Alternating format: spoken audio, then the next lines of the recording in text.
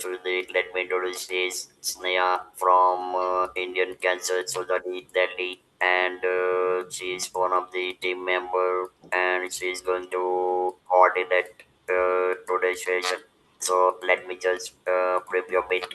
So we'll be having a live streaming on Zoom as well as YouTube. I will give your brief introduction, and then stage will be all yours. You can speak for 20 to 25 minutes with the presentation. We will allow you screen sharing, and once you are done, then we will open the room for Q&A.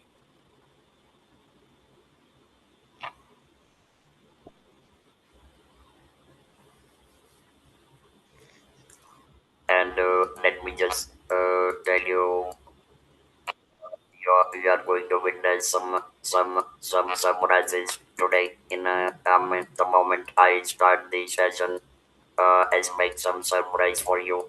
Oh, nice, sir. I'm excited then.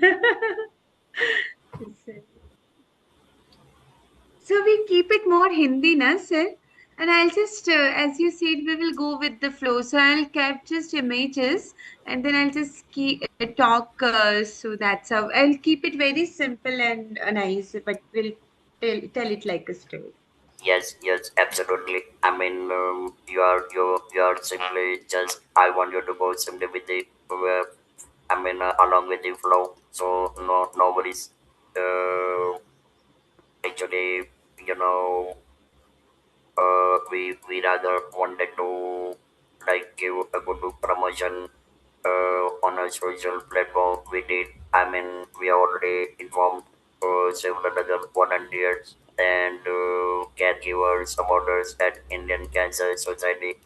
So let's see, like how many individuals are saying. But important is, we are going to live stream the session on YouTube. So that will be our additional support. Yes, sir. Right, And sure. by the way, how is your mom? She's doing well, sir. She's here Uh, only. Me oh, that's nice. Yeah, I mean, she's supposed to be with you, of course. for myself. Different. So I thought after coming to like when I had to shift to Junagadh, I thought my work will be little relaxed and I'll get more time. But my work is more hectic here. I see almost 120, 130 patients per day. Oh my god. Oh my god. I did 1,800 chemotherapy sessions last month, sir. That is like highest in Gujarat and highest for one doctor, sir. Like, I mean, that much work. So generally people do around 400, 500. And I'm like, actually, I feel very overworked. Like, I need more people. I need like more friends. But then being a tier two, three city, we do not have many people who are willing to shift here. Or now many students from like many people from Junagadh are in training. So maybe in 2, 3 years things will be better. But as of now, it was like it gets very hectic, sir, here. So, but then it's good thing only. Like I'm able to make a difference, which feels nice, sir. Because these are underserved communities, sir. Otherwise, they would not go to Rajkot or Ahmedabad for treatment. So, in a way, it feels very nice. Yeah, I mean, say that I could see two valid reason. Number one, when you are handling so many large number of patients and being overworked, etc. But then at the end of the day, there is a work satisfaction. That is the work satisfaction that yes, I have done something commendable, Right, and sir. this satisfaction, no money can buy this kind of satisfaction at any point of time. Right, sir. Right, sir. So true. And Like everything is not about money, sir. There are many things, sir. Like I think the people in Savrashtra are very sweet, very nice. I just feel so nice meeting them, sir. Especially, mostly 40% of my patients are elderly. Like They are 70 in 70s, 80s. So my eldest patient is 101-year old and I'm giving chemo. So like, it's a big thing My for me. God, that is incredible, incredible. And you know, see, it's there's a say, congratulations. This is what I really want you to talk about Yeah, in yeah, I'll today's talk. session, Yes, and sir. because you know sometimes you know particularly caregivers are thinking कि 70 हो Correct, गया 75 हो गया 80 हो correct. गया अब देने की क्या जरूरत Yes. है अब अपना सपोर्ट दो और उनको जाने हाँ. की परमिशन दे दो हाँ, like that right sir, right sir. But वो मैं हमेशा वही बताती हूँ कि it's more about quality of life. It's मतलब जो लाइफ स्पैन है वो तो God has decided, that is there. But आपको ये मेहनत करनी है ताकि उनकी क्वालिटी ऑफ लाइफ अच्छी रहे, कि वो परेशान ना हो।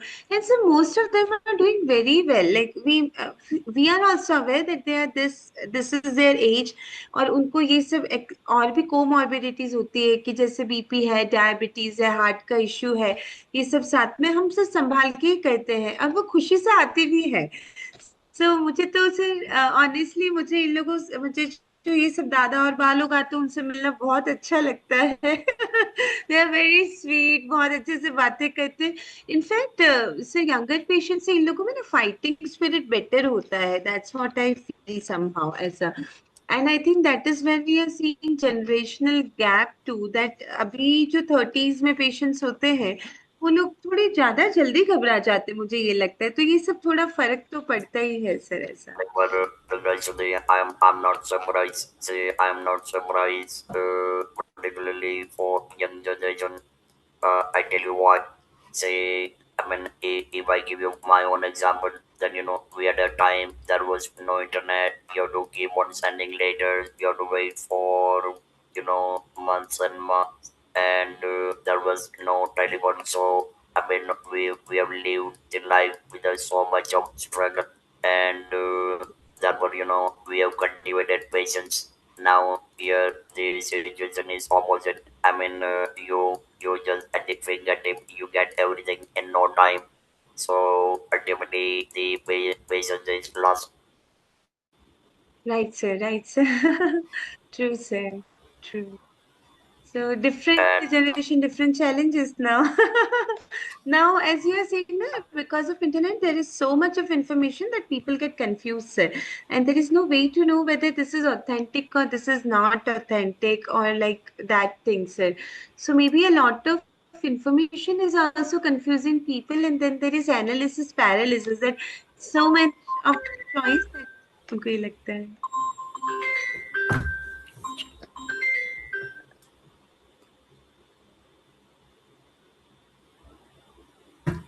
yeah, I completely agree with you.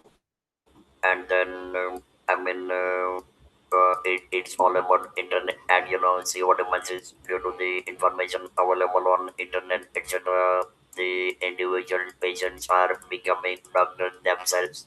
They manage medication on their own. Dangerous thing, no? Like with that said, now there is Chat GPT and also everything is written, but then actually, sir, it is not always correct, and it's not always correct. It's a very generic thing. It will give whether that particular thing is correct for us or not. We do not know। सो ये थोड़ा है, इसे दोनों चीजें हैं। मतलब थोड़ा क्या, बिकॉज काफी बैड न्यूज न्यूज में आते हैं तो लोगों को थोड़ा ट्रस्ट इश्यू भी रहता है, that's why they want multiple opinion and those things are fine sir, but we should not get distracted and we should not delay the treatment and those things so. I completely agree and you know what no, usually I don't use ChatGPT anymore for simple reason. They say you get 5, 6, 7, 10 options. Then here again you have to study everything. Then you know and you cannot have a kind of a copy and paste arrangement. Otherwise you know it can give altogether a wrong direction. Very interestingly, we have this Indian Society of Medical and Pediatric Oncology, which is our national body of all the medical oncologists. So we developed our own GPT. So we can develop Chat GPT and the GPT which is dedicated to us, and you can feed your guidelines and your literature basically. So we have developed that, and then when we put the case history into that, so what we are doing is we are trying to pilot whether it is correct or not. So when we have this specialized GPT and when we check, then also it is making mistakes at times. It's not like 100% correct because it also depends on what feed we are giving to it. So one thing is the clinical judgment. Like if I'm seeing somebody, certain things cannot be actually put into the words. So I would say that even specialized chat GPT is not 100% time correct. तो जो routine chat GPT है वो तो sir बहुत ही generic चीज है. मतलब वो तो बहुत ही वास्ट है, बहुत ही मिस्टेक कर सकता है. उसको तो मतलब पर्टिकुलर स्पेशलाइज नॉलेज ही नहीं है ऐसा, क्योंकि उसका फीड तो सब कुछ ही है. मतलब वो इंटरनेट पे जो भी अवेलेबल है वो सब ले रहा है, उसको ऑथेंटिसिटी और वो भी नहीं कर रहा है, वो सिर्फ वर्ड्स को कैच करता है. सो ये I think people need to like this is, ये जनरेशन का ये Right, बड़ा इश्यू है right. सर. ये है And sir. but not Dr. Jyoti, whenever I'm delivering lectures across any platform, I mean offline, then I rather insist that we live in human intelligence as against AI. AI is fine. I'm not against AI, but at the same time, you cannot solely depend upon AI at any point of time. Right, sir. Right, sir. So just like we talk about this, no, why we want to go for the experienced doctor, because पहले भी ये था, training तो सबके पास same होता है, degree भी सबके पास सेम होता है, बट जैसे जैसे डॉक्टर ज्यादा एक्सपीरियंस होते, there are so many intangible things that they learn through experience. And that's why when it comes to doctors, people always wish to go for a senior doctor because they have more experience. So same thing works for chat GPT too, that you can feed the knowledge, but those individual experience, it is something it cannot replace at present, sir. So Absolutely, yeah, yeah, absolutely. Even same with the formula applies with the robotic surgery. There are robots, but then ultimately doctor has to perform the surgery. Robot cannot do each and everything. It is a kind of a support system as against manual arrangement. Uh, Actually, we are ready to start the session. So it is 4 o'clock. Uh, Ritika, I want to start live streaming on YouTube. Uh, Actually, I want you to keep your presentation off for a minute. Then okay. we will allow you. Yeah. Let me just give your introduction, and then we will allow you to share your screen. Yeah.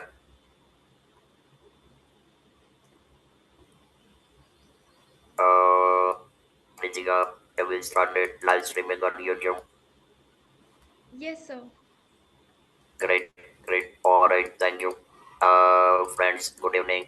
I'm Shrenik Shah from Ahmedabad, patient ambassador and advocate for Indian Cancer Society, Delhi branch, and a very warm welcome to everyone to 48th live webinar. And we have a very commendable, soft-spoken, a dear friend, uh, Dr. Shruti, whom I met at JCRI in Ahmedabad, and I'm too glad to show some pictures of us together. Ritika, let's have first picture first. So, pwede wala picture digaw.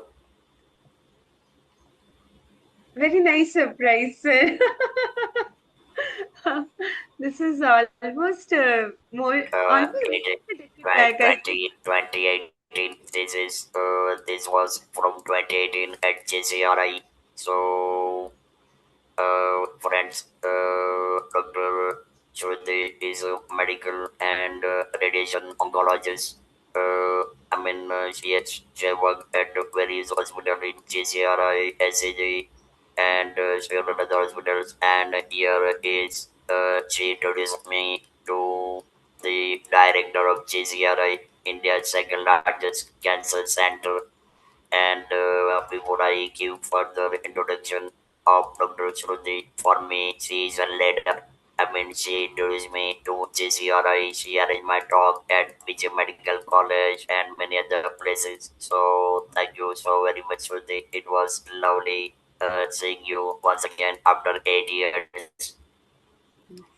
So, friends, as I said earlier, Dr. Sudesh is radiation oncologist, followed by expertise as a medical oncologist. Normally, the oncologists are either radiation oncologist or medical oncologist. In case of Dr. Sudhi, she is having a double masters and she is performing double duty. She is now based in Junagadh and I would say he has created history in last month, having treated more than 1,200 cancer patients, particularly for chemotherapy. So, Dr. Sylvie, over to you now, and Ritika, please allow screen sharing.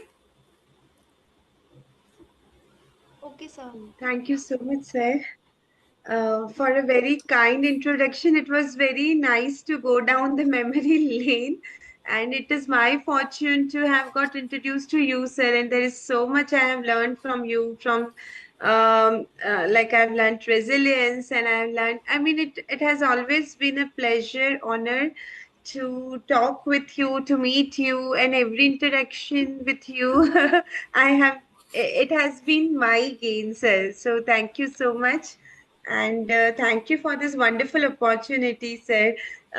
सो बहुत अच्छा लग रहा है कि मतलब हम clinic में तो होते ही हैं, पेशेंट से मिलते हैं, बट मुझे बहुत बार ऐसा लगता है कि बहुत सारी ऐसी बातें हैं जो अगर हम खुल के ज़्यादा लाइक लार्जर कम्युनिटी में अगर हम ओपनली बात कर पाए तो बहुत सारे केसेस होने से ही शायद रोक पाए.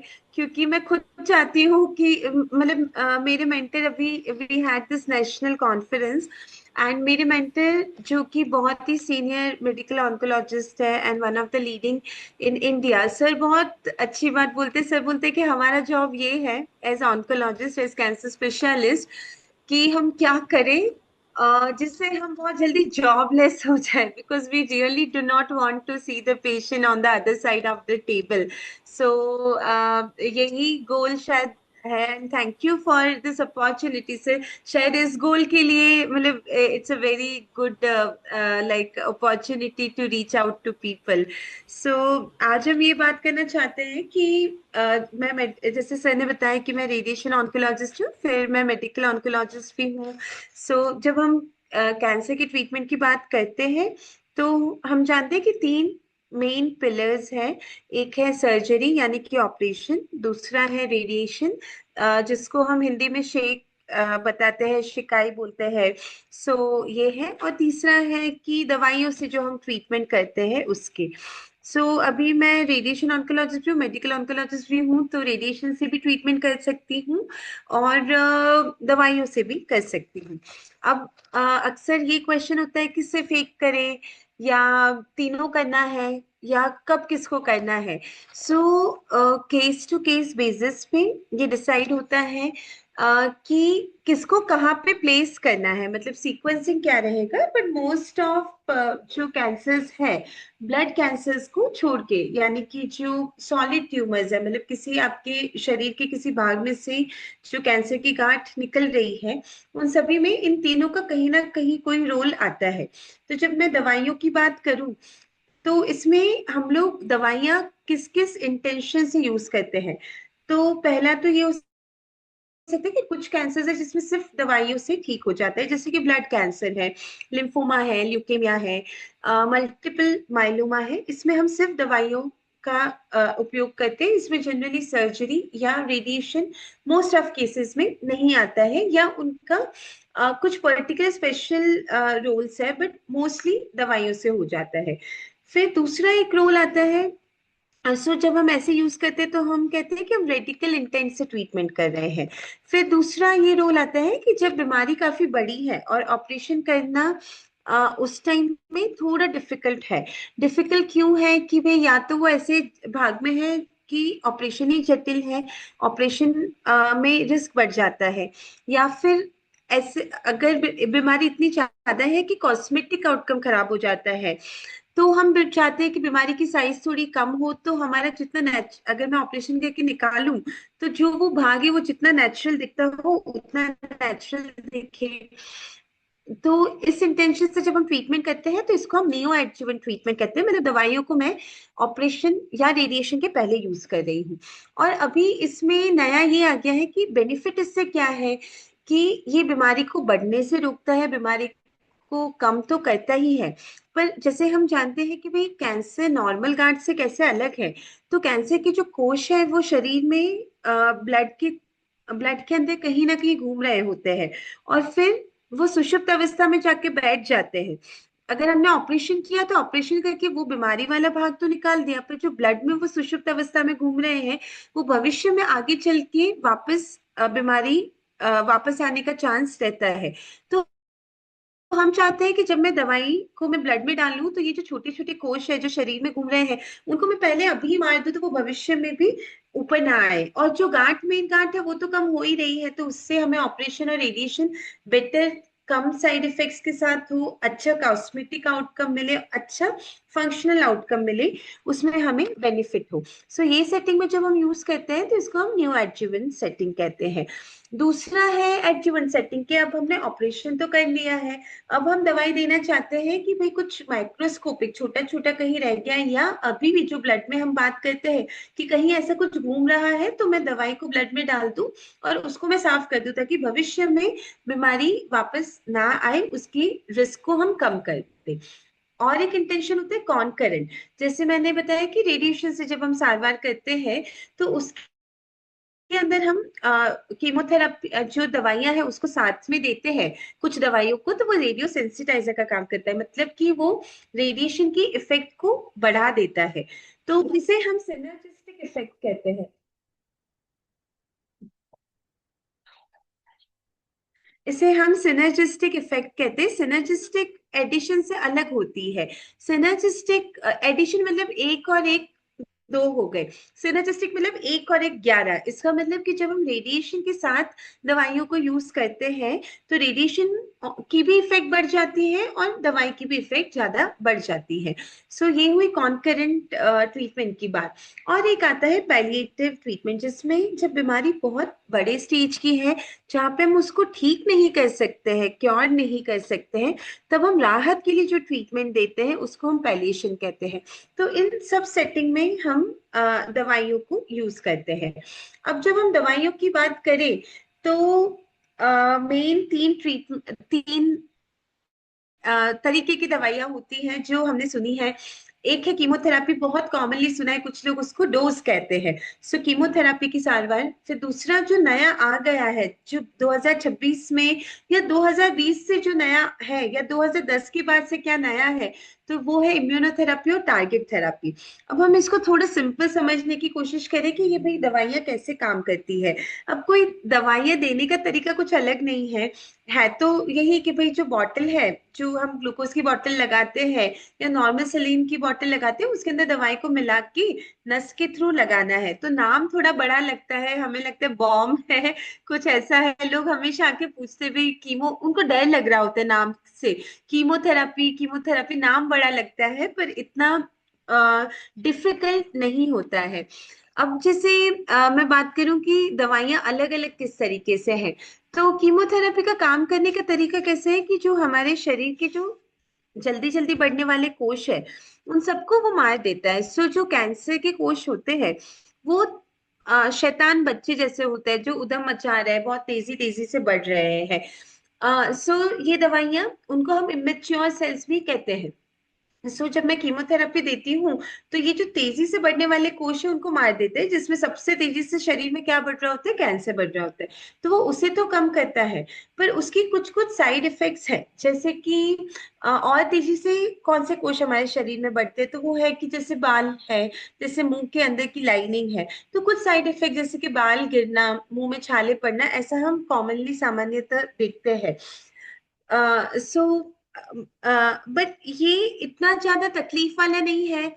सो अगेन लोगों का ये क्वेश्चन होता है कि कीमोथेरेपी देने से क्या वो बिस्तर पे आ जाएंगे, अभी तो चलते फिरते हैं, सब ओके रहेगा या नहीं। सो मैं आपको ये एग्जांपल देना चाहूंगी कि जो कुछ सेलिब्रिटीज जिन्होंने ट्रीटमेंट लिए है उनका एग्जांपल देना चाहूंगी। कि जैसे आप देखिए संजय दत्त है, उनकी अभी लंग कैंसर के लिए ट्रीटमेंट चली है, 4 साल से वो ट्रीटमेंट ले रहे हो। देखिए एकदम फिट एंड फाइन है, अभी उनकी मूवी आई धुरंधर, कितनी बढ़िया एक्टिंग की, कितने फिट लग रहे हैं। सेम जो लेडीज हमें अभी देख रहे होंगे, हमारा जो टॉक, उसमें एक बहुत वो देखती होंगी जब सीरियल्स, तो एक बहुत ही पॉपुलर सीरियल थी ये रिश्ता क्या कहलाता कहलाता है, उसकी अक्षरा हिना खान, उन्होंने भी अभी रिसेंटली ब्रेस्ट कैंसर के लिए ट्रीटमेंट ली। तो वो ट्रीटमेंट के ड्यूरेशन में ही फैशन शो में जाती थी, रैंप वॉक करती थी, एक्टिंग करती थी, बहुत ही सुंदर दिखती थी। सो मैं सबको यही कहना चाहती हूँ कि इतना डिफिकल्ट नहीं है कीमोथेरेपी जितना हम सोचते हैं। हम माइंड में इसको ऐसे बॉम्ब जैसा बना देते हैं कि बहुत ऐसे करके गिरेगा और कोई प्रॉब्लम होगी। और मोस्ट ऑफ जब हम पेशेंट से बात करते हैं सेकेंड साइकिल के टाइम, तो मैं उन्हें पूछती हूँ कि आप जितना घबरा रहे थे उतना डिफिकल्ट लगा, तो वो यही कहते कि भाई मतलब ऑलमोस्ट पता ही नहीं चला कि हमने ट्रीटमेंट ली। अगेन मैं किसी की तकलीफ को ये नहीं कह रही कि भाई बहुत आपको कोई तकलीफ नहीं होती होगी, मैं पेशेंट्स की तकलीफ को कम नहीं आंक रही हूँ, पर मैं ये कहना चाह रही हूँ कि हम कई बार चीजों को मन में बहुत बड़ा बना देते हैं जितनी कि वो होती नहीं है। दूसरा, सो ये रही बात कीमोथेरेपी की। कीमोथेरेपी के बारे में और भी थोड़ी बात करें कि अभी ट्रीटमेंट्स भी बहुत बेटर हो गई है, जैसे कि अगर जिसके बारे में मैं आगे थोड़ा बात करूंगी कि अभी सपोर्टिव ट्रीटमेंट भी काफी अच्छी आ गई है। पर पहले हम दूसरी दवाइयों की बात करें, जब हम दवाइयों की कैटेगरी की बात करें, तो अब हम आते हैं कि टारगेट थेरापी पे। कि कीमोथेरेपी तो समझ लिया, टारगेट थेरापी क्या होता है।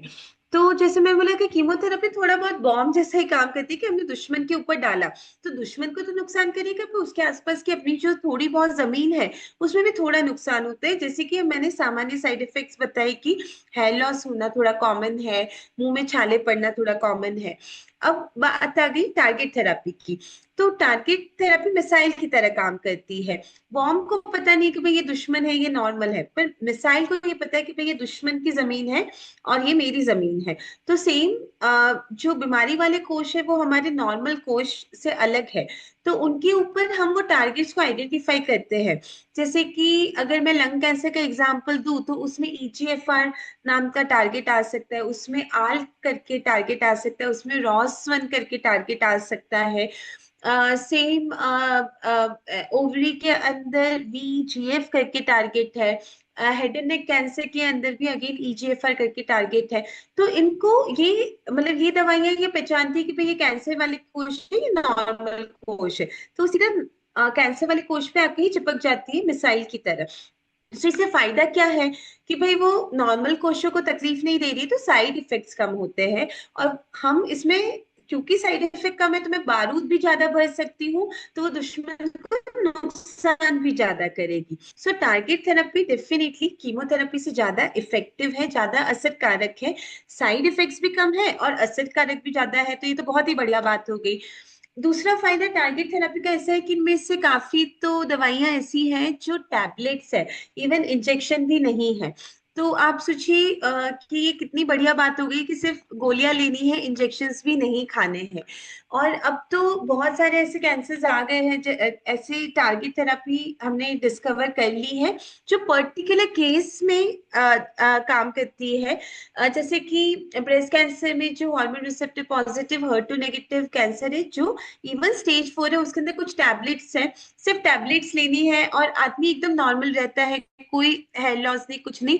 और बहुत लंबे टाइम तक उन्हें बहुत अच्छा रहता है। तो ये तो हम उसको मतलब ये जरूरी नहीं है कि स्टेज 4 में या लास्ट स्टेज में यूज करें, मैं सिर्फ एग्जांपल दे रही हूँ।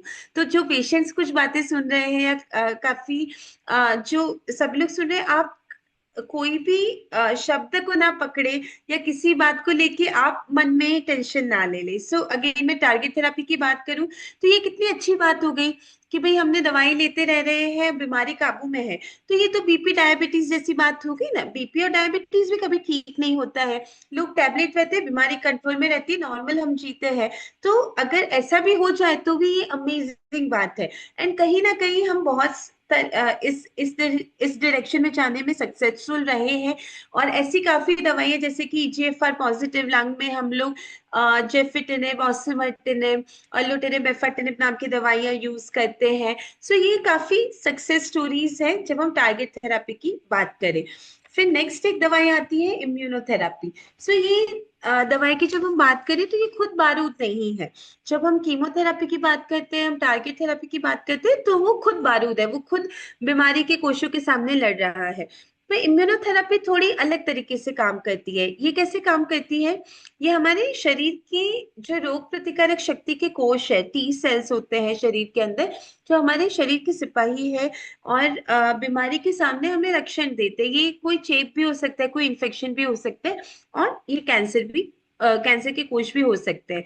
तो ये सिंपल शब्दों में अगर समझाऊं तो ये मेरे शरीर को ही सिखा देते हैं कि भाई ये बीमारी है और इसके सामने तुम्हें लड़ाई लड़नी है। तो वो मेरा शरीर ही उसके सामने लड़ाई लड़ रहा है। तो फायदा क्या हो गया कि भाई कोई बारूद नहीं डाला है और कोई दवाई लड़ नहीं रही है, मेरा शरीर ही लड़ रहा है। तो दो फायदे हैं, एक तो कि इसके वर्चुअली कोई साइड इफेक्ट्स नहीं है, और दूसरा कि एक बार अगर मेरा शरीर ही लड़ना सीख गया तो ये भविष्य में भी बीमारी को जो वापस आती है बीमारी, वो करने से भी रोक लेता है। सो इम्यूनोथेरापी बहुत ही बड़ा सक्सेसफुल मतलब डिस्कवरी है मॉडर्न साइंस की। एंड ये लगभग 10 साल से है, और अब हम इसको ऑलमोस्ट शरीर के सारे कैंसर से जिसके अंदर यूज कर सकते हैं। बट अगेन बहुत सारे गाइडलाइंस है, बहुत सारी रिसर्च है, तो आप अपने ऑन्कोलॉजिस्ट से डेफिनेटली पूछे कि हमारे केस में ये चीज काम मतलब हमारे पर्टिकुलर केस में इसका कोई रोल है या नहीं।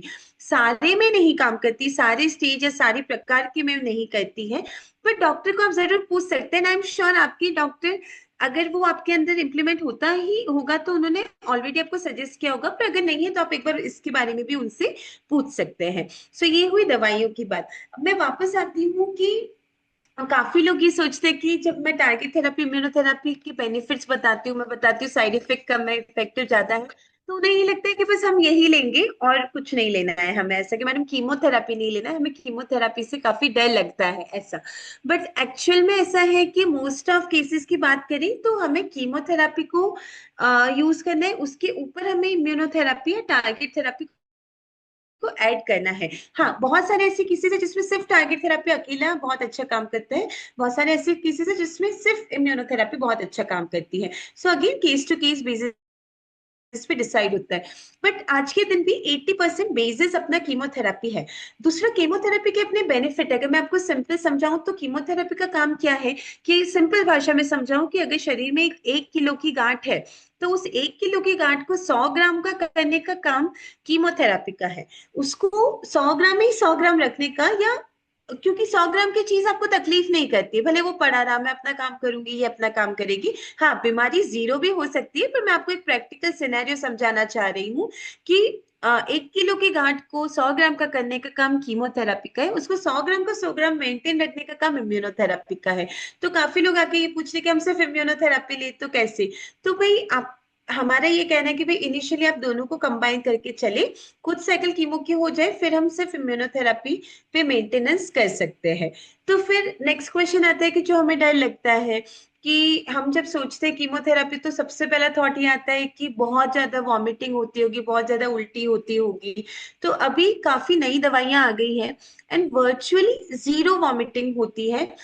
थोड़ा बहुत नौशिया मतलब उपका जैसा लगना होता है, बट वो भी 10 से 20% लोगों में। बाकी वर्चुअली अभी तो किसी को भी वॉमिटिंग ज्यादा होती नहीं है। और ऑलरेडी ऐसी दवाइयां हैं उसको प्रिवेंट करने के लिए कि भाई ऐसा ना हो, और अगर ऐसा हो भी जाता है तो उसको मैनेज करने के लिए भी अच्छी नई दवाइयां आ गई है। फिर दूसरा कंसर्न जब हम कीमोथेरेपी की बात करते हैं तो ये आता है कि भाई ब्लड काउंट्स कम हो जाते हैं, जो अपने खून के कोश है वो कम हो जाते होंगे। तो पहले पहले ऐसा था, जब पुरानी ट्रीटमेंट की बात करें कि ब्लड काफी चढ़ाना पड़ता था। जैसे अगर लाल खून कम हो गया तो ब्लड आपको चढ़ाना पड़ेगा। अगर श्वेत कण कम हो गए, व्हाइट ब्लड सेल्स कम हो गए, जो हमारे बॉडी के सिपाही है, हमें इन्फेक्शन के सामने प्रोटेक्शन देते हैं, तो इन्फेक्शन होने के चांसेस ज्यादा रहते हैं। तो ये सब कंसर्न्स पहले थे। अभी क्या आ गया है कि अभी सबक्यूटेनियस इंजेक्शंस आ गए हैं। सबक्यूटेनियस मतलब कि जैसे इंसुलिन लेते हैं ना डायबिटीज के पेशेंट की, बस हमें स्किन के अंदर एक छोटा सा इंजेक्शन लगाना है, तो वैसे इंजेक्शंस आ गए और उससे अपने ब्लड काउंट्स ऊपर आ जाते हैं। ऐसे ही इंजेक्शंस हमारे लाल खून के लिए आ गए हैं, हीमोग्लोबिन बढ़ाने के लिए। ऐसे इंजेक्शन हमारे श्वेत कण व्हाइट ब्लड सेल्स बढ़ाने के लिए आ गए हैं।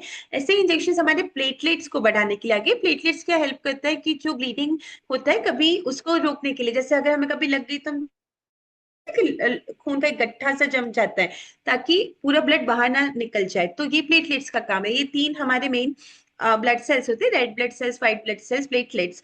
इन सभी के लिए ऐसे सबक्यूटेनियस इंजेक्शंस आ गए हैं, और ये बहुत महंगे भी नहीं है, बहुत ही अफोर्डेबल है। तो इससे क्या हो गया कि इन्फेक्शंस के चांस कम हो गए, और ट्रांसफ्यूजन जो ब्लड प्रोडक्ट्स के ट्रांसफ्यूजन होती थी उनके चांसेस कम हो गए हैं।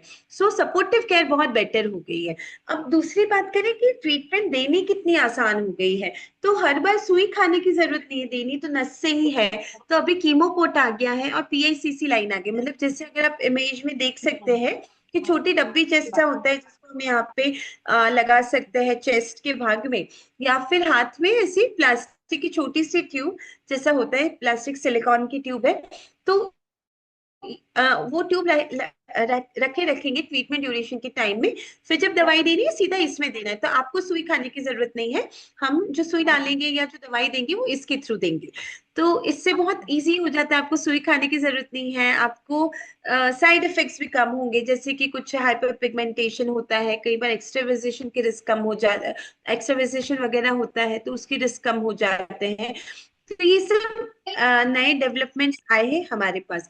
सो इससे ट्रीटमेंट को डिलीवर करना बहुत इजी हो गया है। अब और एडवांसमेंट्स की मैं बात करूं तो अभी आ गए हैं एनजीएस टेस्ट करके, कि जैसे आपको ये क्वेश्चन होगा कि हमें टारगेट कैसे पता चलेगा। तो टारगेट के लिए क्या करते हैं कि जो आप सब जानते हैं कि जब डायग्नोसिस होता है, कैसे करते हैं हम लोग कैंसर का डायग्नोसिस, तो भाई कोई गांठ है या कोई चांदी पड़ी हुई है, उधर से हम लोग बायोप्सी लेंगे, एक छोटा सा टुकड़ा लेंगे। तो सबसे पहला मिथ तो ये है कि भाई बायोप्सी करने से बीमारी फैलती है, बढ़ती है, पर बिल्कुल भी ऐसा नहीं होता है। बहुत ही छोटा टुकड़ा लेना होता है। तो पहले तो हम कंफर्म करते हैं कि भाई कैंसर है नहीं है और किस प्रकार का है। फिर इसके ऊपर अब बहुत हाई लेवल के टेस्ट आ गए। हम बीमारी के कोषों के डीएनए में जाके देखते हैं कि भाई कौन सी जीन्स के अंदर इश्यू आ गया जिसके अंदर से ये प्रॉब्लम हो गई है। तो उससे हमारे लिए ट्रीटमेंट के नए रास्ते खुल सकते हैं, स्पेशली टारगेट थेरेपी के नए रास्ते खुल सकते हैं। तो ये सब एडवांस टेस्टिंग आ गए हैं। अगेन ये मैं जैसे जूनागढ़ में रहती हूँ, गुजरात का टायर 3 है ये, छोटा सिटी है, पर मैं यहाँ पे भी ये टेस्ट को मैनेज कर ही सकती हूँ। तो अगर जूनागढ़ में ये मैनेज हो सकता है तो इंडिया के मोस्ट ऑफ सिटीज के अंदर मैनेज हो जाता है। Rajni, just 1 minute, 1 minute. Pritika, वो जो बैकग्राउंड में जितने भी लोग हैं सबका म्यूट कर दो। I mean it is distracting.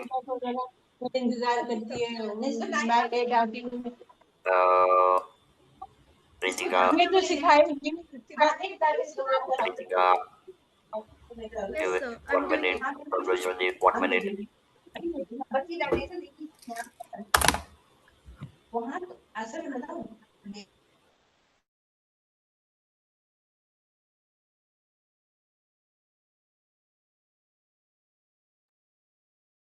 Hello sir, done sir, done sir, done sir. Hello, yes sir. So हम लोग बात कर रहे थे।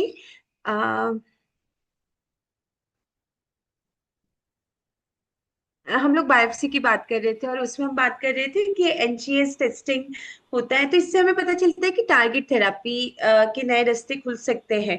सो अभी क्या आ गया है, अभी अभी इस साल की जो कैंसर अवेयरनेस की थीम है वो है यूनाइटेड बाय यूनिक। इसका मतलब ये है कि सभी की स्टोरी अलग है, सारे पेशेंट्स की स्टोरी अलग है, हम सभी फाइटर्स हैं और हम सबकी स्टोरी अलग है, बट इस लड़ाई में हम सब साथ में हैं। एंड ये जो यूनिक वर्ड है वो बहुत अलग अलग चीजों को बताता है। जैसे कि एक मैंने बताया कि प्रिसीजन ऑन्कोलॉजी, कि भाई दो लोगों को अगर ब्रेस्ट कैंसर है तो दोनों का कहीं ना कहीं थोड़ा अलग है, और अगर हम उस टुकड़े की जांच करें, उसके ऊपर हाई लेवल के टेस्ट करें, तो हमें ये पता चले कि भाई इसके अंदर क्या अलग है और उससे ट्रीटमेंट के नए रास्ते खुल सकते हैं। अब जब हम यूनाइटेड बाय यूनिक की बात कर ही रहे हैं तो मैं एक बहुत ही अच्छी बात बताना चाहूंगी। जब मैं 2016 की बात करना चाहूंगी, जब मैं अपने एमडी के फर्स्ट ईयर में थी, तो हम डॉक्टर गुरुनाथ किलारा सर आए थे। सर बहुत ही सीनियर ऑन्कोलॉजिस्ट है इंडिया के, and one of the finest, and वो हमारे जैसे कितने ही ऑन्कोलॉजिस्ट के गुरु है। तो मुझे मौका मिला सर से मिलने का। मैंने सर से पूछा कि सर मैं मतलब नई हूँ इस फील्ड में, आपका 40 साल का एक्सपीरियंस है, आप मुझे क्या सिखाना चाहेंगे, या दो बातें सर आप मुझे कुछ एडवाइस दीजिए। तो सर ने बहुत अच्छी बात बोली। सर ने फर्स्ट क्वेश्चन बोला, फर्स्ट थिंग सर ने कहा कि people are stories, people are not statistics. ये बहुत ही सुंदर बात कही उन्होंने। तो मैं आपको ये समझाना चाहूंगी कि जैसे हम जब हॉस्पिटल में होते हैं, ओपीडी में होते हैं, तो पेशेंट्स हमें ये पूछते हैं कि भाई ये हमें ये बीमारी है, तो हमारे या ये ट्रीटमेंट हम करें तो हमारे क्या चांस है ठीक हो जाने के, या क्या चांस है साइड इफेक्ट हो जाने के। सो जब मैं ठीक होने की बात करूँ तो मुझे सर ने बहुत अच्छी बात बताई।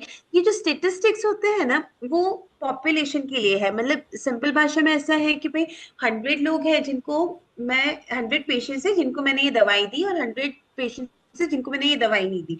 तो दोनों में कितने ज्यादा लोगों को आया, इसमें 90% को आया फायदा हुआ, और इसमें 95% को फायदा हुआ। बट वो इंडिविजुअल पेशेंट में क्या बेनिफिट है वो आज की तारीख में हम नहीं बता सकते।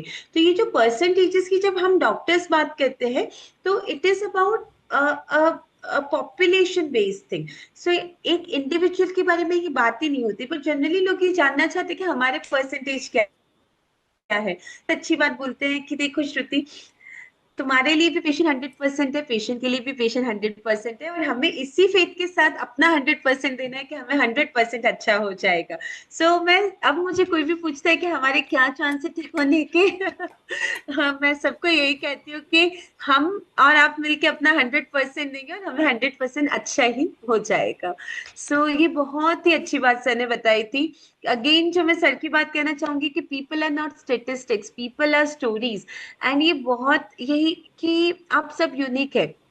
आपका डायग्नोसिस आपको डिफाइन नहीं करता है, आपका ड्रीम आपको डिफाइन करता है। जैसे हम सैनिक सर का ही एग्जांपल ले ले, his identity is not his diagnosis, what he was diagnosed with. His identity is what he built before that, with it, after that, and that is what defines a person.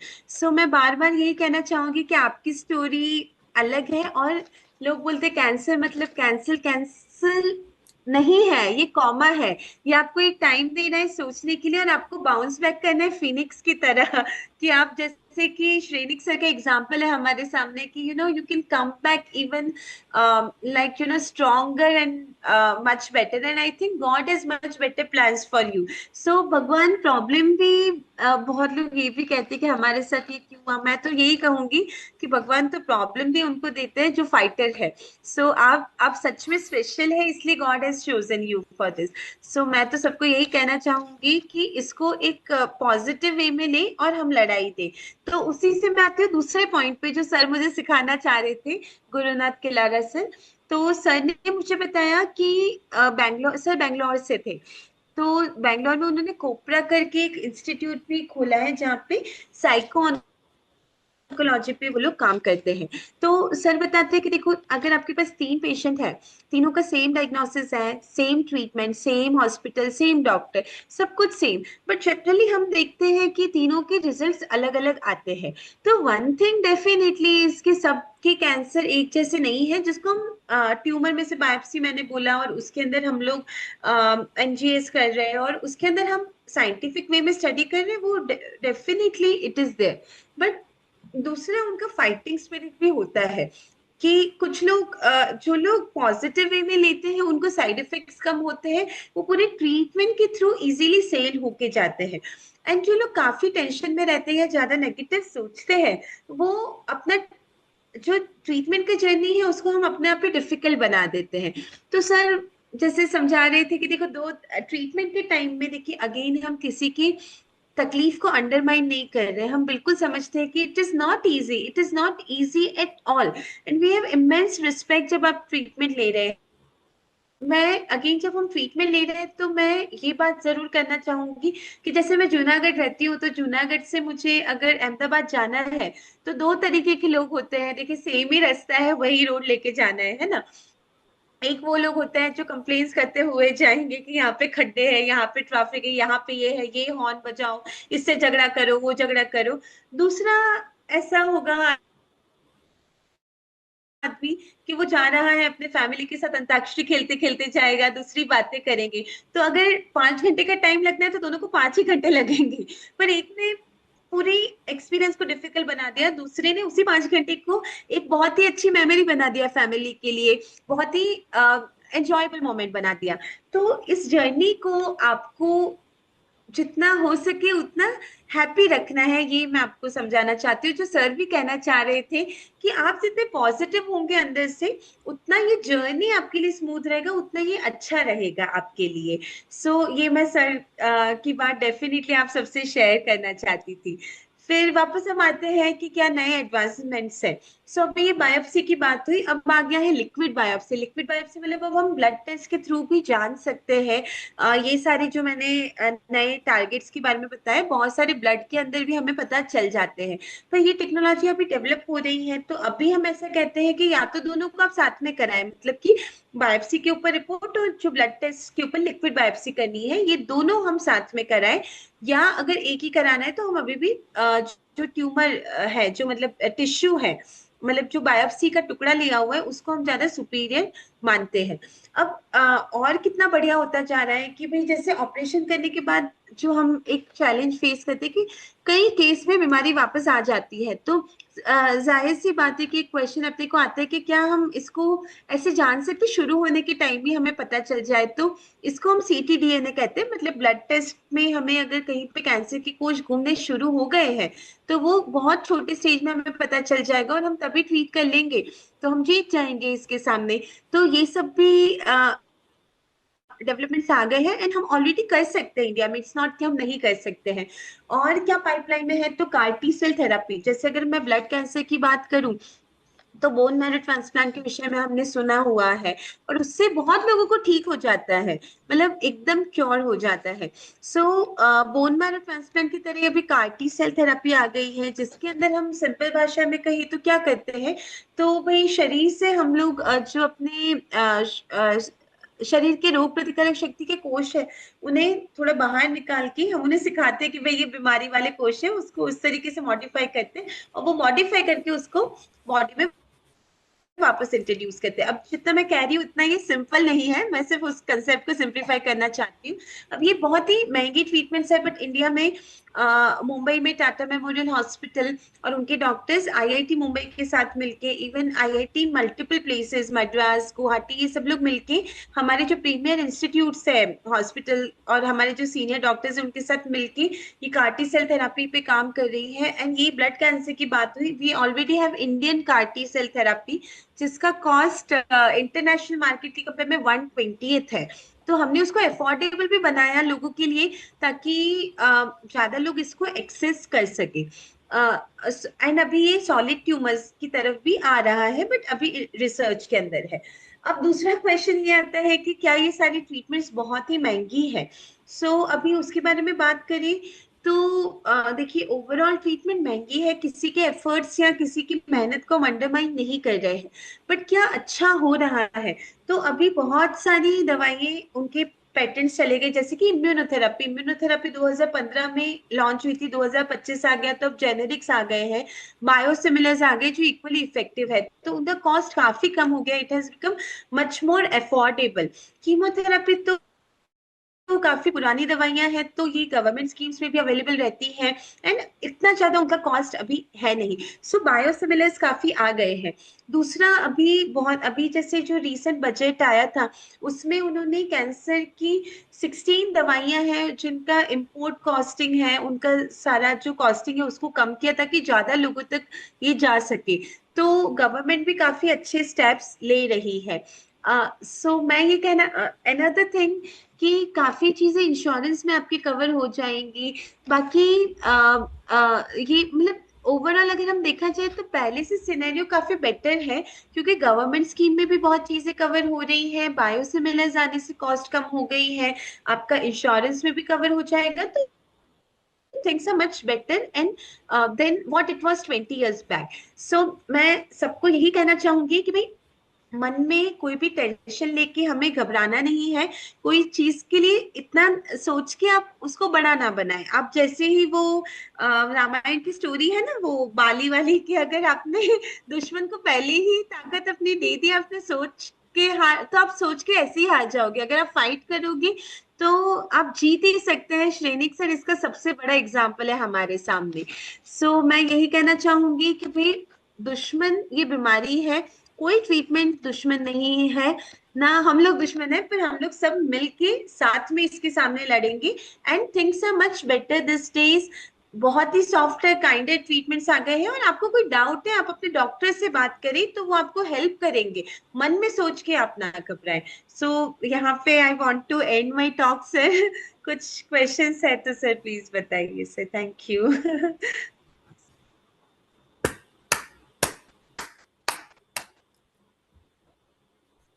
Thank you, thank you doctor श्रुति।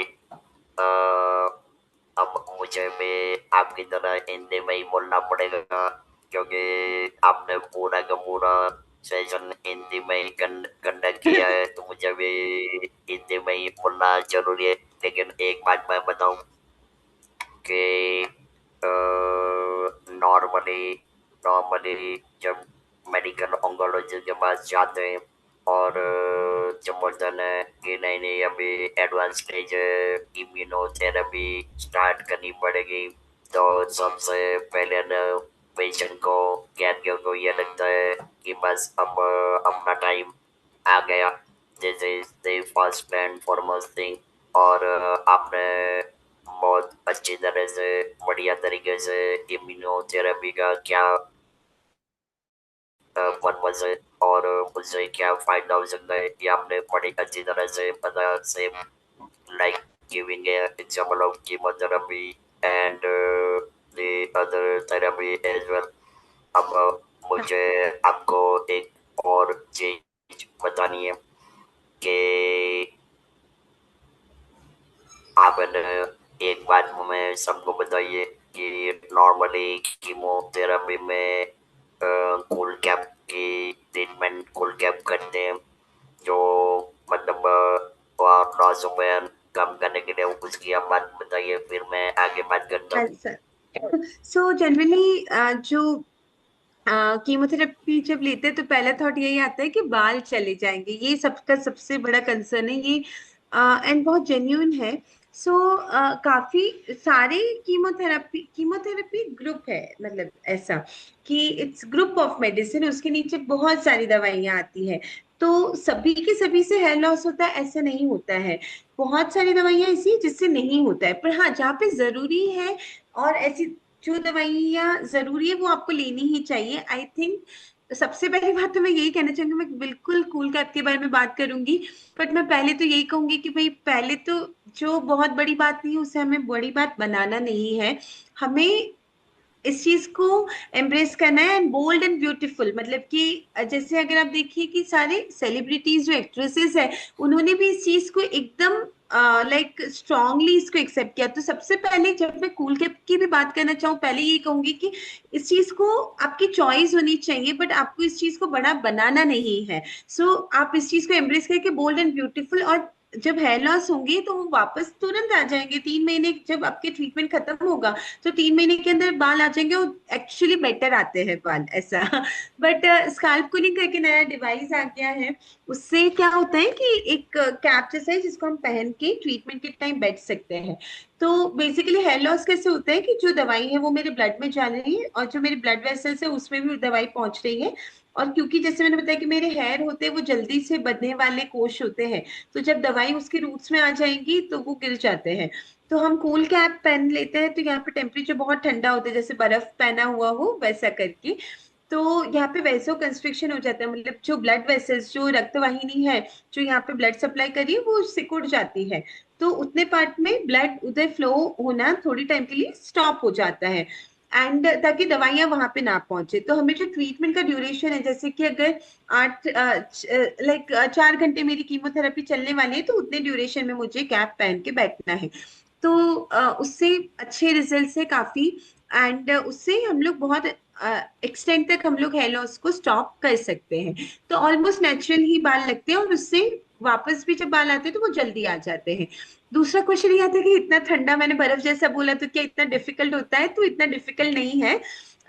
उसके लिए protective वो सब devices भी आते हैं, तो आपको इतना डिफिकल्ट नहीं लगेगा अगर आप पहन के बैठेंगे तो। And most of the people are very comfortable, coffee पी रहे होते हैं, बात कर रहे होते हैं अपने रिलेटिव्स के साथ।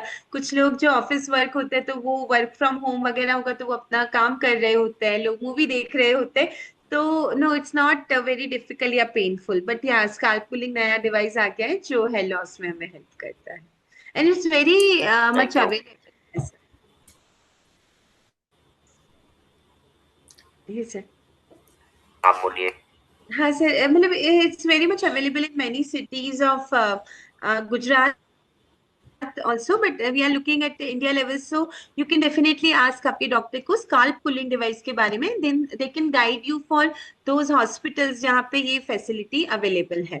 बट अगेन मैं यही कहूंगी कि ये आपका डिसीजन फैक्टर होना ही नहीं चाहिए कहीं पे भी। इस चीज को आप एम्ब्रेस कर लीजिए। जिस जिस पॉइंट पे हम इसको बड़ी बात बनाना छोड़ देंगे ना, तो रास्ता बहुत इजी हो जाएगा। बहुत बढ़िया।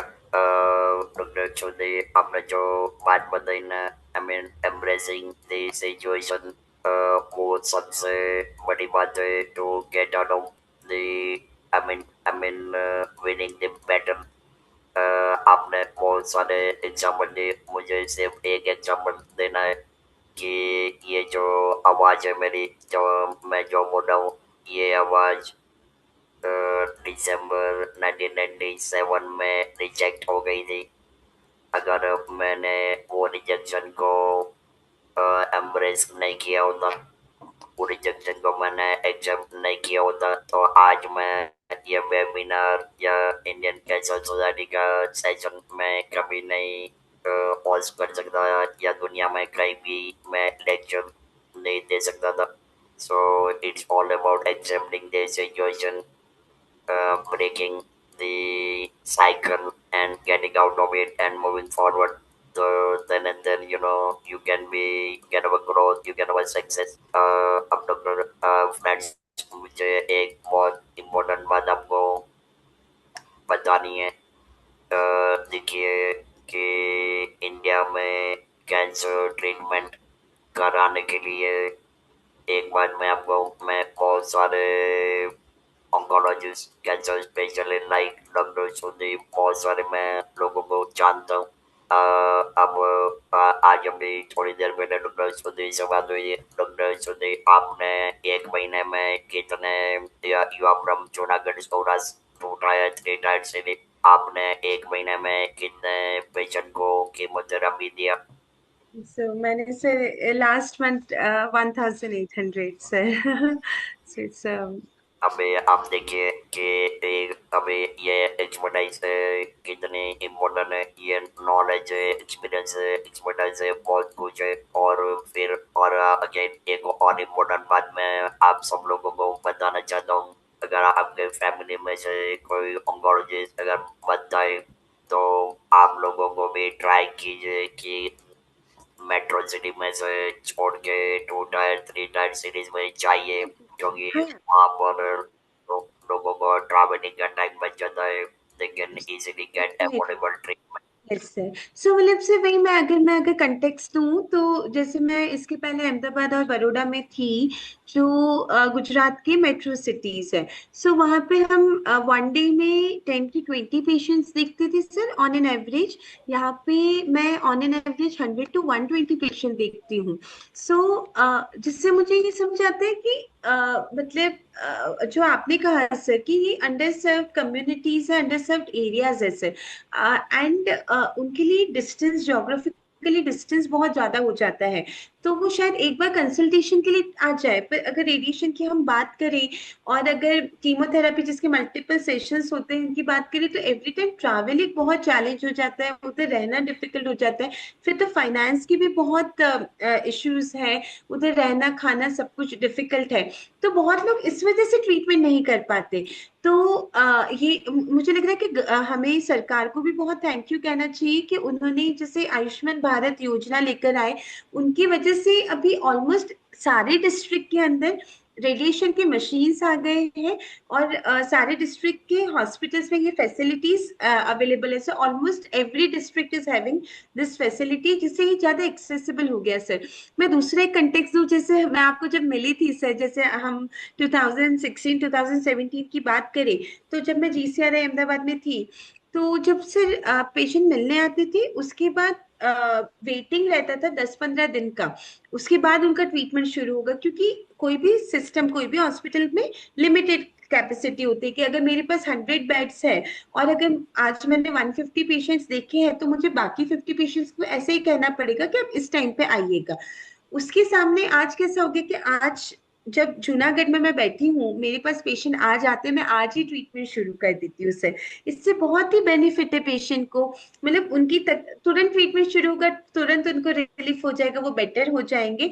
एंड से लॉजिस्टिकली जो चैलेंजेस हैं, एक फैमिली पूरा अफेक्ट होता है, उनके फाइनेंस वो सब कुछ ज्यादा मैनेज हो जाता है। तो अभी टायर 2 टायर 3 सिटीज में ज्यादा पेशेंट है, उन तक रीच आउट करने की हमें बहुत जरूरत है। एंड मैं खुद को बहुत भाग्यशाली मानती हूँ कि मुझे ये मौका मिला। सो जब मैं जूनागढ़ आई, सो इट्स वेरी लाइक बहुत ही आत्मसंतोष मिलता है मुझे जब मैं इन लोगों तक पहुंच पाती हूँ, उनको मैं सर्व कर पाती हूँ। मतलब when we talk about this numbers, it's not like a personal achievement I'm talking. I am saying it with a lot of humility, that I feel blessed that Almighty has given me a chance to serve so many people and I'm able to reach them, sir. And ये लोग शायद miss out हो जाते, so they would have never gone to Rajkot or Ahmedabad considering the geographical this, but we are able to reach and we are able to serve. Another thing जो मैं इस बारे में बात करना चाहती हूँ सर, कि जो आपने भी कहा कि काफी लोग ऐसा मानते हैं कि बड़ी उम्र में जब कैंसर पता चलता है तो अब कुछ नहीं करना है, सेवा करें। तो मेरे, जैसे मैंने कहा कि मैं रोज के 100 पेशेंट जितना देखती हूँ, तो उसमें से 40 पेशेंट बड़ी उम्र के हैं जो 70 के ऊपर की एज के हैं। एंड मेरे सबसे एल्डेस्ट पेशेंट जो है वो 101 ईयर्स के हैं और वो कीमो ले रहे हैं। तो सो मैं ये कहना चाहूंगी कि कोई उम्र उस पे बिल्कुल डिपेंड नहीं करता है, आपके स्पिरिट पे बहुत डिपेंड करता है। एंड मैं अगेन कह रही हूँ कि कैंसर मतलब कैंसर नहीं है, हमें सबको चांस देना है। एंड हमें क्वालिटी ऑफ लाइफ पे भी फोकस करना है। जब हम दवाइयां करते हैं, बीमारी का बर्डन कम होगा, उनकी तकलीफें कम होंगी, तो वो ज्यादा खुशी से जी पाएंगे। इनफैक्ट मुझे तो बड़ा अच्छा लगता है जब हम लोग यहाँ पे गुजराती में उन्हें दादा और बा बोलते, बा मतलब दादी। सो मुझे तो दादा बा जब आते हैं तो बड़ा अच्छा लगता है उनसे मिलके, उनसे बातें करके। इनफैक्ट हम काफी ओकेजन्स पे तो हम लोग साथ में डांस भी करते हैं। सो बड़ा अच्छा माहौल रहता है and they are very hale and hearty in true sense. So मैं सबको यही कहना चाहूंगी कि ये इतना डिफिकल्ट नहीं है, इतना आप सोचे नहीं। एंड कोई भी चीज से राइट ऑफ नहीं करना है, ना कोई बीमारी का स्टेज, ना बीमारी के नाम से, ना कोई उम्र से। हमें कुछ भी सोच के, कुछ भी ये करके हमें नहीं करना है। दूसरी जो हमसे पहले भी बात कर रही थी कि चैट जीपीटी के, पहले तो गूगल ही था, अभी चैट जीपीटी आ गया। तो मैं उस बारे में भी ऐसा कहना चाहूंगी कि देखिए, जब ये मतलब इट्स अ सर्च इंजिन, तो वो क्या सर्च कर पाएगा? जो न्यू बनता है उसको सर्च कर पाएगा। तो जब हम गूगल करेंगे या मैं चैट जीपीटी करूंगी, लाइक कोई भी एआई करूंगी, मैं कुछ सर्च करूंगी, तो वो मेरे प्रॉम्प्ट पे डिपेंड करता है कि मैं क्या पूछ रही हूँ। जनरली मेरे माइंड में भी डरे हुए क्वेश्चंस होते हैं, तो मैं क्वेश्चंस भी ऐसे ही डालूंगी, आंसर भी ऐसे ही आएंगे। तो मैं ये कहती हूँ कि देखिए, जब हम देखिए एक्सीडेंट न्यूज़पेपर और न्यूज चैनल में ना, जो एक्सीडेंट्स होते हैं ना, रोड ट्रैफिक एक्सीडेंट, उनका न्यूज बनता है। जो लाखों करोड़ों लोग घर पे सेफली पहुंचते हैं, उनका कभी न्यूज नहीं बनता। सेम जब आप गूगल करेंगे तो नेगेटिव स्टोरीज ज्यादा बाहर आएंगी, पॉजिटिव स्टोरीज बहुत कम बाहर आती है। सो आपका एक माइंड में बायस आ जाएगा। तो जैसे एक्सीडेंट्स तो रोज होते हैं ना, तो क्या हम घर से बाहर निकलना छोड़ देते हैं? हम क्या करते हैं, हम लोग सेफ्टी यूज करते हैं कि अगर आप टू व्हीलर पे जा रहे हैं तो आपको हेलमेट पहन के जाना है, अगर आप फोर व्हीलर पे जा रहे हैं तो आपको सीट बेल्ट पहन के जाना है, आपको ट्रैफिक रूल्स फॉलो करने हैं। एंड देन आप भगवान से प्रार्थना करते हैं कि भाई मुझे सेफली घर पहुंचा दीजिएगा। सेम हमें ट्रीटमेंट के टाइम करना है, आपका सेफ्टी नेट आपका ट्रीटमेंट है। एंड आपको इसको फुल फेथ के साथ कि भाई अब मैं ट्रीटमेंट कर रहा हूँ और भगवान आप हेल्प करिए। इसमें भी बहुत अच्छी बात है सर, एक मैं श्रद्धा और अंधश्रद्धा के बारे में बात करूँ, स्पेशली यंग पेशेंट्स के साथ ये प्रॉब्लम होती है, जो थर्टीज में है, फोर्टीज में है, क्योंकि वो ज्यादा गूगल कर लेते हैं और वो नेगेटिव ज्यादा सोच लेते हैं। तो वो ऐसा कि भाई मैं ट्रीटमेंट नहीं करूंगा, या उन्हें लगता है कि मेरे साथ ये प्रॉब्लम नहीं होगी, मतलब मैं ट्रीटमेंट नहीं करूंगा और मैं ठीक हो जाऊंगा। तो इसको मैं कहूंगी कि भाई देखिए, श्रद्धा और अंधश्रद्धा में फर्क है। ये अंधश्रद्धा है। आप आपकी सोसाइटी में अगर पिछले 10 साल में कभी चोरी नहीं हुई है, तो क्या अगर आप घर के बाहर जा रहे तो आप लॉक मारे बिना जाएंगे? आप ऐसा नहीं करेंगे ना। आप बिल्कुल लॉजिकली लॉक लगा के जाएंगे, आप पूरी सेफ्टी नेट को यूज करेंगे। सेम मैं कहना चाहूंगी कि आप ठीक हो सकते हैं मोस्ट केसेस में, आप लड़ाई दीजिए, पर अपनी सेफ्टी नेट को हमें छोड़ना नहीं है। दूसरी बात, मैं हमेशा ये कहती हूँ कि दवा और दुआ दोनों ही है, पर वही अंधश्रद्धा और श्रद्धा का फर्क क्या है, मैं आपको समझाऊं कि देखिए, महाभारत का ही अगर एग्जाम्पल ले, तो कृष्ण भगवान चाहते तो वो तो ऐसे ही जिता देते ना, तो महाभारत का युद्ध करने की क्या जरूरत थी? उन्होंने क्या कहा कि मैं हथियार नहीं उठाऊंगा, तेरी लड़ाई है, तुझे ही लड़ना है, पर तेरा सारथी मैं बनूंगा। बस, तो ये ट्रीटमेंट में भी ऐसा ही है कि आपकी लड़ाई है, आपको लड़ना तो पड़ेगा, पर ईश्वर आपके साथ रहेंगे, बहुत स्मूथ रहेगा। आपसे नहीं लेना है, पर ट्रीटमेंट से ना घबराएं, आप ट्रीटमेंट ले। दूसरा सर इश्यू क्या होता है ना, जैसे यहाँ पे मुंह पे बड़ी सी गांठ दिख रही है, स्तन में गांठ दिख रही है, ब्रेस्ट में गांठ दिख रही है, तो लोग घबरा के नहीं आते कि इसमें कुछ निकलेगा तो क्या होगा, अगर ये कैंसर निकलेगा तो क्या। तो वो शब्द से घबराते हैं। पर आपके घर में अगर चोर घुस गया है और अगर मैं आंख पे पट्टी बांधू तो वो कहीं नहीं जाने वाला है ना, पुलिस को तो बुलाना ही पड़ेगा। तो सेम वही बात है कि जब आपको पता चल रहा है, आपको उसका जितना जल्दी हो उतना सॉल्यूशन ले आए उस चीज का, तो आपके जीतने के चांसेस अच्छे। और अगेन, लोग ट्रीटमेंट से काफी घबराते हैं, मुझे ये लगता है। सो मैं बार बार कह रही हूँ कि आप भगवान पे श्रद्धा रखिए, सब अच्छा ही रहेगा। दवा और दुआ साथ में करेंगे, बढ़िया हो ही जाएगा। ओके। सो सबके लिए से यही मैसेज है कि सर किसी चीज से घबराना नहीं है, साथ में मिलके लड़ेंगे, हो ही सकता है sir, we can do it together sir. Doctor चुने आपने एकदम मजे वाली बात बता दी।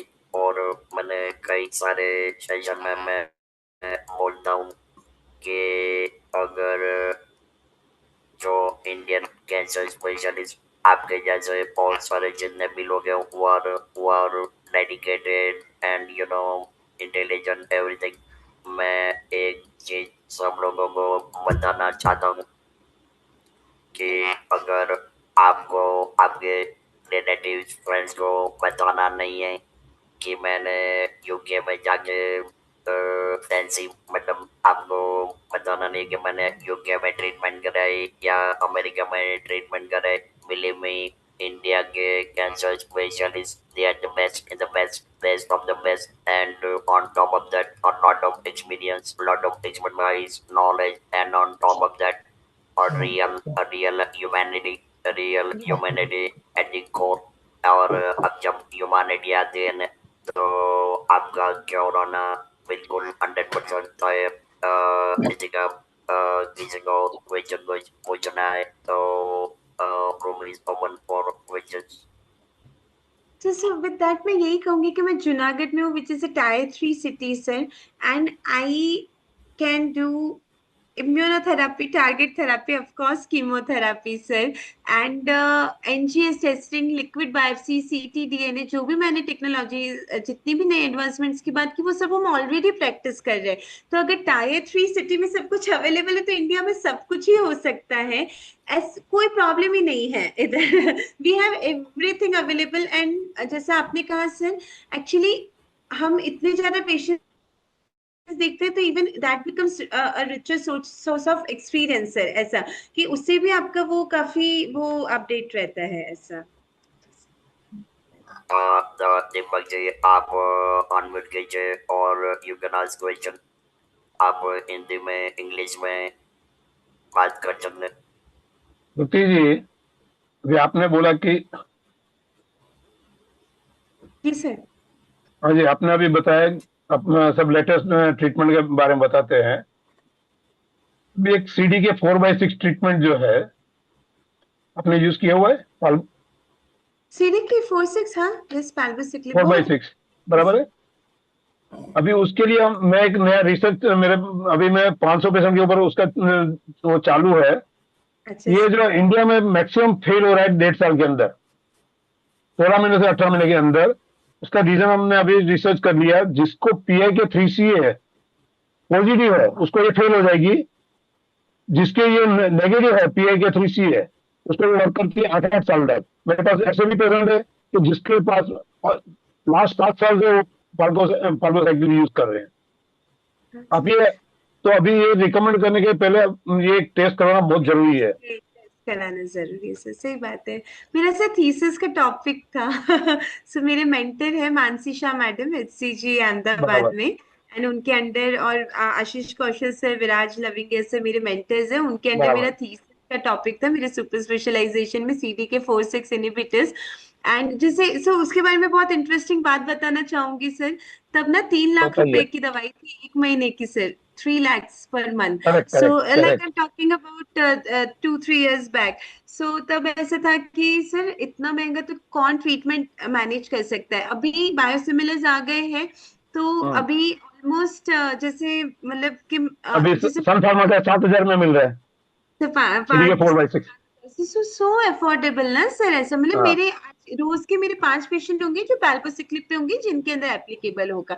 एंड जो आपने कहा PIK3CA म्यूटेशन का जो रोल आपने कहा, so definitely I agree to that sir. अब जूनागढ़ में किधर पे है आपका? सर जूनागढ़ में समन्वय हॉस्पिटल है, मैं समन्वय। ओके, तो मैं जूनागढ़ आऊंगा तो मिलूंगा मैं। हमारा भी वहाँ पर पारसधाम बना हुआ है अभी उधर। पारसधाम, अरे वाह, वेरी नाइस सर, आइएगा। अभी वहाँ पर हम लोग हॉस्पिटल भी बना रहे हैं 250 बेड्स का। जी sir. Okay, thank you. Swata, you can ask, unmute yourself and you can ask question. Okay, hello everyone, and first of all, Shruti doctor, आपको मैं बहुत बहुत थैंक यू। आपने इतने अच्छे से एक्सप्लेन किया है और इतने सिंपल लैंग्वेज में, यू वोंट बिलीव, लाइक मेरे 8 years ऑफ ट्रीटमेंट में मैंने ऐसे बहुत वेबिनार्स अटेंड किए, बट किसी डॉक्टर ने इतने फ्रेंडली टोन पे नहीं एक्सप्लेन किया। एंड यू नो, आपके योर गॉड, मतलब गॉड का ब्लेसिंग है आपको कि आपने इतने पोलाइटली और इतने काइंड मैनर में एक्सप्लेन किया ना कि आधा पेशेंट तो ऐसे ही हील हो जाएगा।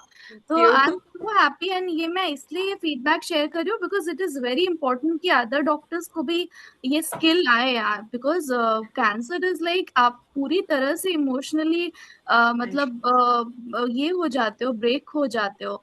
तो ऐसे डॉक्टर्स बहुत ज्यादा रिक्वायरमेंट है, ऐसे डॉक्टर्स के जो हमें अपने वर्ड से हील कर सके।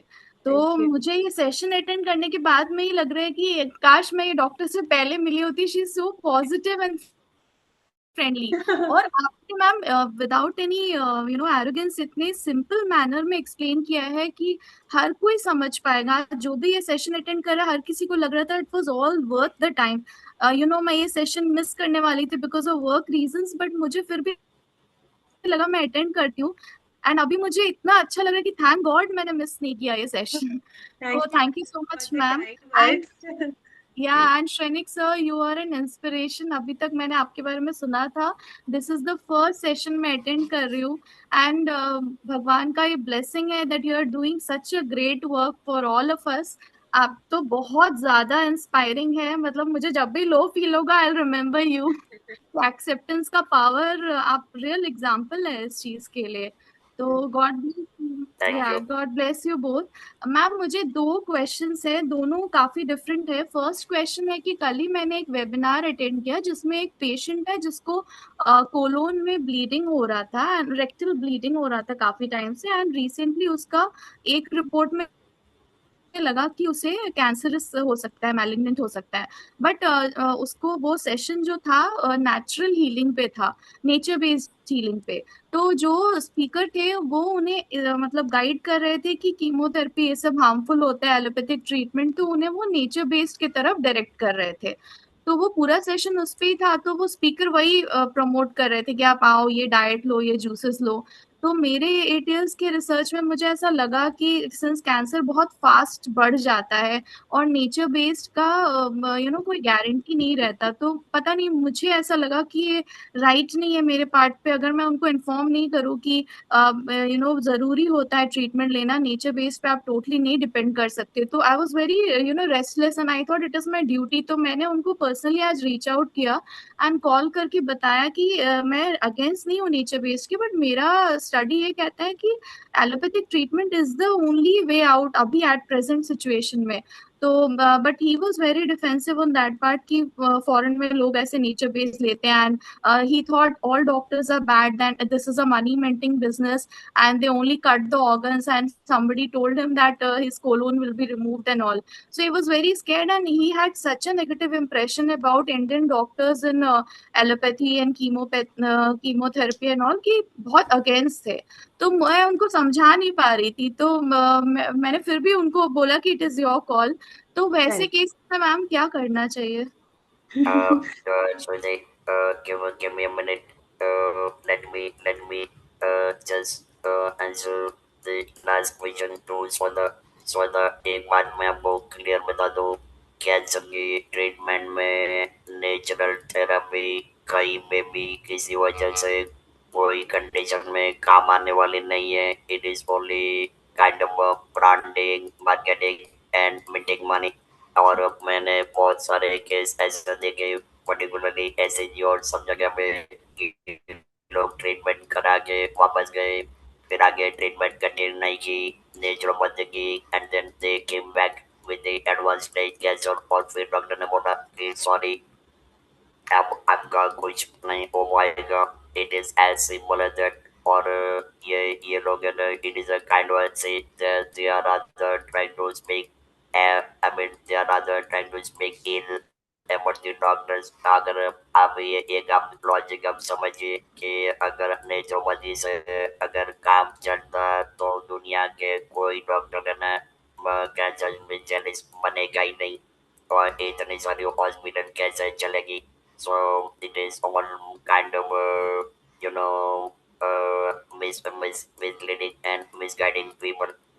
Dr. Shruti, what do you know? Sir जो आप कह रहे थे ना, आई कम्प्लीटली एग्री. जो मैं बार बार सबको यही कह रही थी कि आप ट्रीटमेंट से ना घबराएं, ट्रीटमेंट से ना घबराएं. आप ज्यादा नेगेटिव सोचते हैं. सो अगर मैं ये बात करूं, सो हमारा सर अभी है ना नेशनल कॉन्फ्रेंस था मेडिकल ऑन्कोलॉजी का, उसमें हमने ही इनवाइट किए थे होम्योपैथी के एक्सपर्ट, आयुर्वेद के एक्सपर्ट, नेचुरोपैथी के एक्सपर्ट. सारी जो भी ब्रांचेस है, जो भी मेडिकल ये सारे साइंसेस है, प्योर साइंसेस हैं. जो जेन्युइन डॉक्टर है वो कभी भी ऐसा नहीं कहेगा कि मेरे ये जूस से या मेरी ये दवाई से ये ठीक हो जाएगा. मैं आपको कल का ही एग्जांपल दूं. गिरनार, यहाँ पे जूनागढ़ में गिरनार है.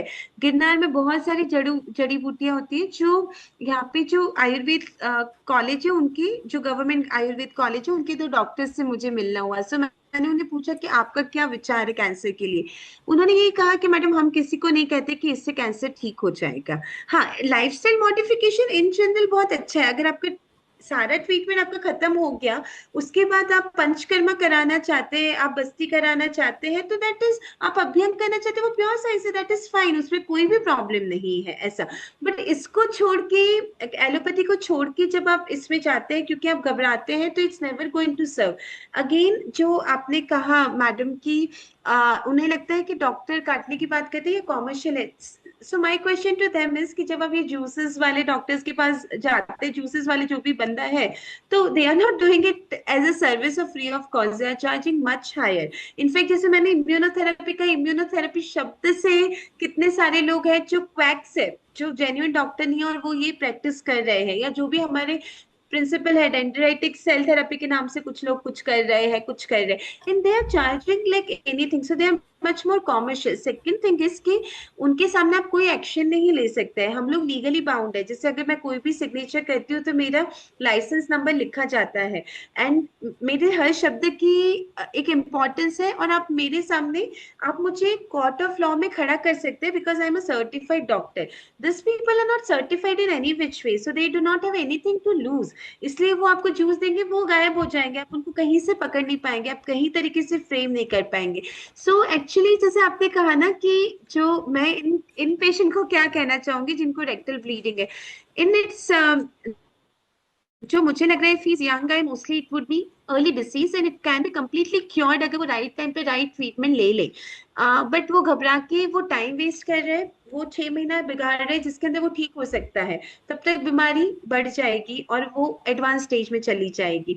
सो ये यहीं पे वो श्रद्धा और अंधश्रद्धा का फर्क है ना, कि ये अंधश्रद्धा है जहाँ पे मुझे लग रहा है कि मैं जूस पी लूंगा और मैं ठीक हो जाऊंगा, मुझे ही ठीक हो जाएगा जूस पी के, बाकी जिस सभी गलत बोल रहे हैं। सो यहाँ पे वो मैडम फैक्टर आता है, and शायद इसीलिए हम इतना अवेयरनेस करते हैं। But even in my clinics I face such thing.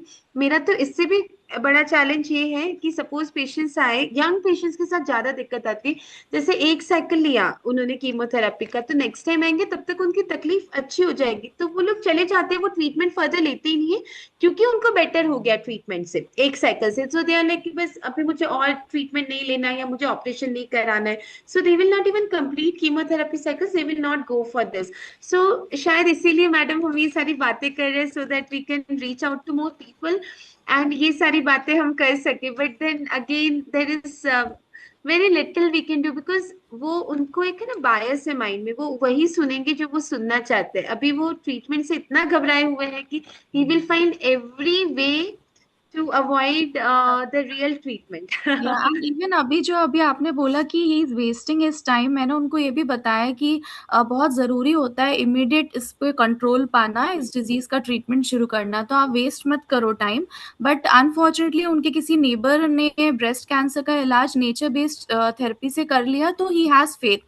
I told him कि हर कैंसर का ट्रीटमेंट अलग होता है, आप बिल्कुल कंपेयर नहीं कर सकते। ब्रेस्ट का भी मैडम नहीं होगा, हो सकता है कि उन्हें फाइब्रोएडेनोमा हो जो ब्रेस्ट का है, जो कि नॉर्मल मतलब नॉर्मल गांठ है, कैंसर की गांठ ही नहीं है। सो वही बात है ना कि ये अभी ये बहुत ही एजुकेटेड होंगे जो ये कर रहे होंगे, आपको मैं बताऊं, मतलब it's not even about education, it's not, it's about I have this bias in my mind and I do not want and one thing ma'am, आपने जैसे अभी सेशन में ही बताया कि बायोप्सी से कैंसर नहीं होता, ये बिल्कुल मतलब कोइंसिडेंस था कि जब मैंने उनसे बात की तो उनके किसी रिपोर्ट में हल्का कैंसरस दिखा है, but he still not sure and he is saying कि मैं बायोप्सी नहीं करूंगा बिकॉज ये डॉक्टर्स जो है पैसा बनाने के लिए बायोप्सी कर रहे हैं और बायोप्सी से ही कैंसर हो जाता। एंड ये जो व्हाट्सएप पे सर्कुलेट भी हो रहा है ना आजकल कि बायोप्सी से और ब्रेस्ट कैंसर के जो टेस्ट होते हैं, स्क्रीनिंग ये सब से होता है, तो लोग वो भी नहीं करा रहे, मतलब he is not even going for biopsy because of fear of having cancer. So, madam, the problem is social media is also a problem, to be honest. So, if you will look at our attendance here or how many views it would have on YouTube. But if you will see, there are so many people जो social influencer वो है जिनका वो कोई qualification भी नहीं है उस बारे में बात करना, बट उनके आई वुड नॉट से नेम, बट एक बहुत ही पॉपुलर पॉडकास्ट है सीरीज, उसके ऊपर एक ऐसे ही बंदे ने आके बोला था एंड उसके ऊपर मिलियंस ऑफ व्यूज है। अब ये जो people take popular thing as the true thing, and उसके ऊपर मिलियंस ऑफ व्यूज वाले इस वीडियो में उन्होंने ऐसा बोला है कि बायोप्सी करने से बीमारी बढ़ती है, और यही चीजें ज्यादा फैलती है बिकॉज हम वही बताना चाहते हैं जो मैं सुनना चाहती हूँ, क्योंकि मेरे मन में डर है कि बायोप्सी मतलब कुछ बहुत बड़ा है।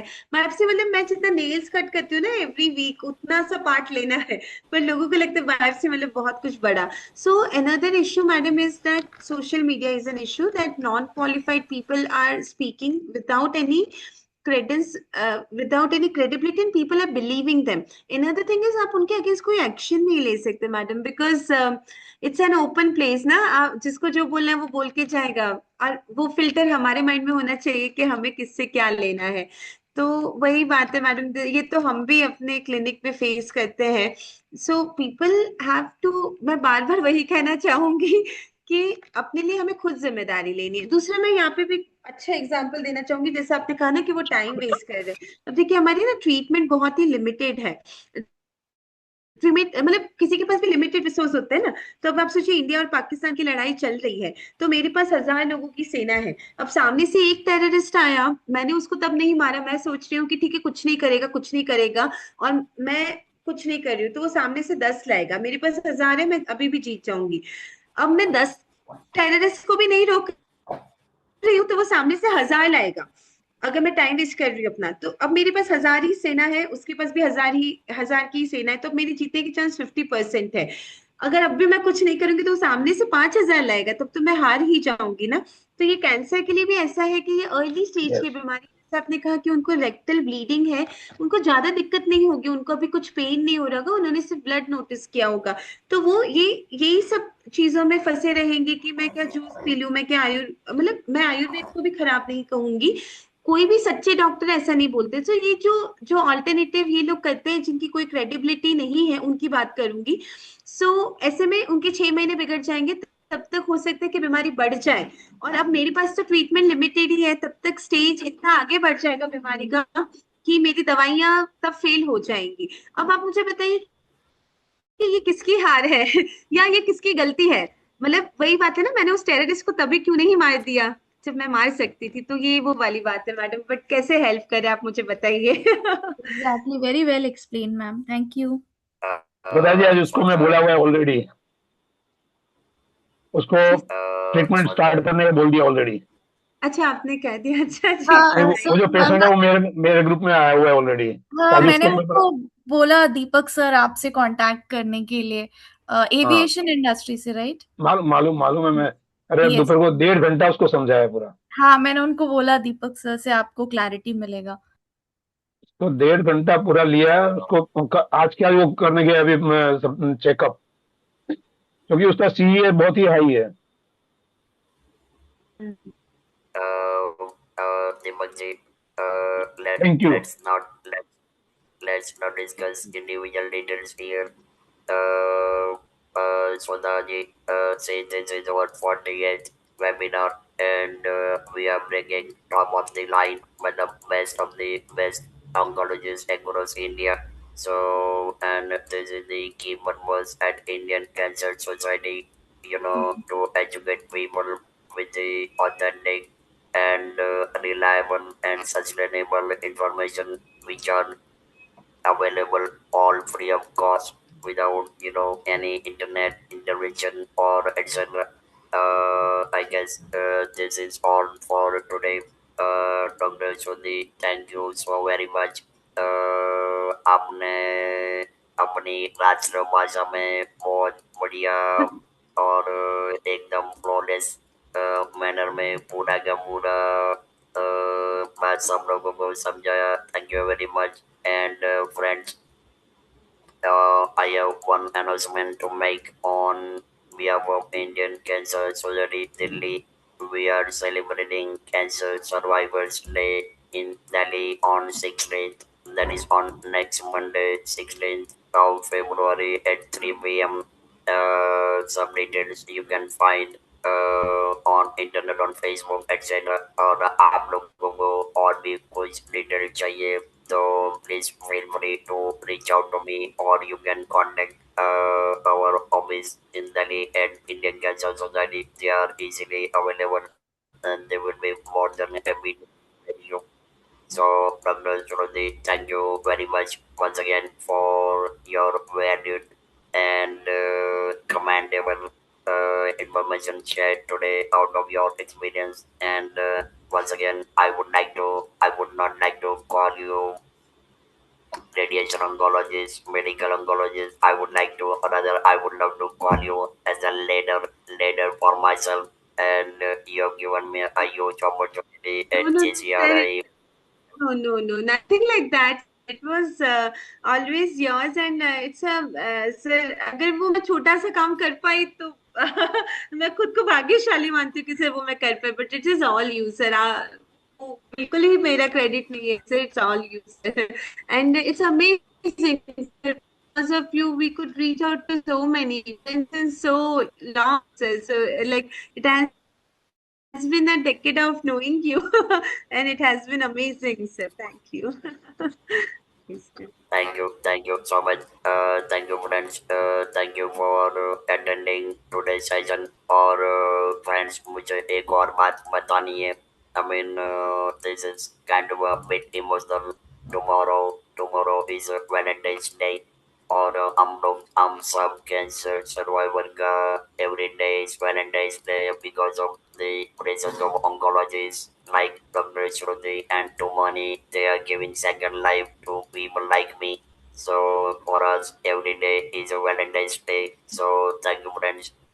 Thank you so very much, and wish you a lovely weekend and great 2026. Thank you, Shruti. Thank you once again. Bye bye. Yes, thank you everyone.